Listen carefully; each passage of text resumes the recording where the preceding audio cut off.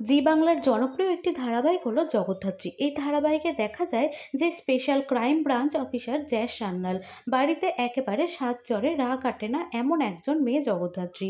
এই দ্বৈত স্বভাবকে অসম্ভবভাবে ফুটিয়ে তুলেছেন ধারাবাহিকের নায়িকা অঙ্কিতা মল্লিক। আর টান টান গল্প ও উত্তেজনার কারণে এই ধারাবাহিক বঙ্গসেরা হয়েছে এবং টিআরপিতে নিজেদের অবদান রেখে চলেছে প্রতি সপ্তাহে। জগদ্ধাত্রীর চরিত্রের মধ্যে যে স্ট্রংনেস আছে, সেই বোল্ড ব্যাপারটা একইভাবে লক্ষ্য করা যায় কৌশিকী মুখার্জির চরিত্রের মধ্যেও। অনেকেই বলেন কৌশিকী এবং জগদ্ধাত্রী পারফেক্ট ম্যাচ। সম্প্রতি ধারাবাহিকে দেখা যাচ্ছে যে জগদ্ধাত্রী একের পর এক কেস সলভ করে চলেছে।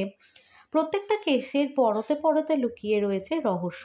সেই রহস্যগুলো সমাধান করার মাধ্যমে জগদ্ধাত্রী আস্তে আস্তে পৌঁছে যাচ্ছে আসল অপরাধীর দোরগোড়ায়। রহস্য সমাধানের এই পথে তাকে সাহায্য করছে কৌশিকী মুখার্জি। তার পাশে আছে তার স্বামী স্বয়ম্ভুও। কিন্তু ধারাবাহিকের কতগুলি বিষয় দর্শকদের বেশ অদ্ভুত লাগছে।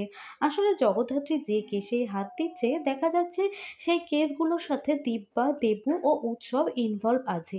এই বিষয়টা দর্শকদের কাছে বেশ অবাস্তব লেগেছে। আর দর্শকরা তাই ট্রোলিং শুরু করেছেন নিজেদের মতো।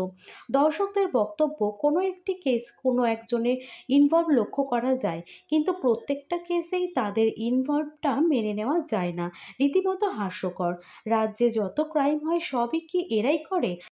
সোশ্যাল মিডিয়ায় তাই কটাক্ষ, জগদ্ধাত্রীতে যে কোনো ক্রাইম কেসের মধ্যে দিব্যা, দেবু, উৎসব ইনভলভ থাকবে। সারা রাজ্যের ক্রাইম কি তারাই করে? আপনাদের কি মতামত তা আমাদের কমেন্ট বক্সে জানান।